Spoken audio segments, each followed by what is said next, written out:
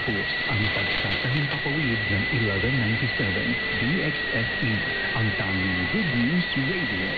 Ang hinatawag komersyal ay pag-aari at pinamamahalaan ng Far East Broadcasting Company Philippines.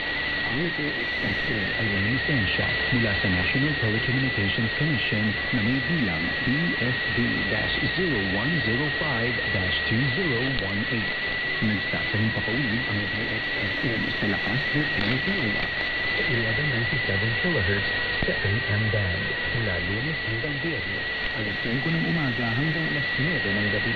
Sabado mula alas 5 ng umaga hanggang alas 7 ng gabi. At Linggo mula alas 5 ng umaga hanggang alas 5 ng hapon.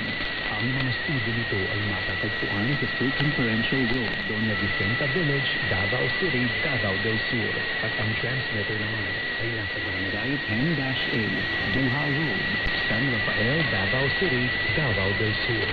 Ang 1197 DXSE ay nasa ilalim ng panglalagay kapital ng mga sumusunod na FEBC personnel na lisensyado ng National Telecommunications Commission at ng Professional Regulation Commission. Electronics and Communications Engineer Joaquin Aliga Jr., ECE 001-1597.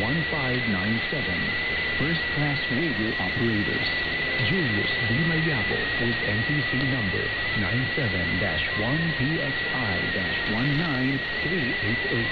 Yvonne S. Erastian with NTC number 97-1PXI-20340. At Elkin M. Damon, NTC number 96-1PXI-17278. Maraming salamat sa pakikinig.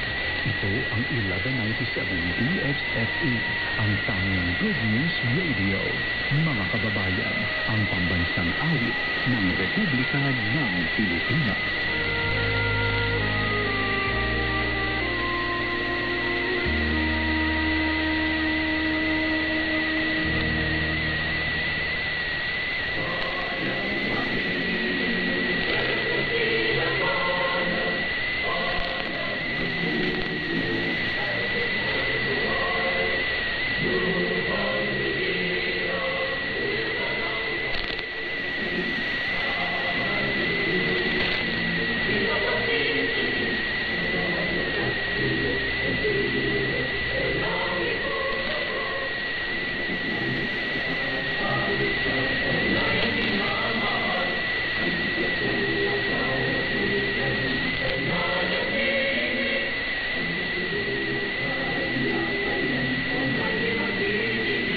Yung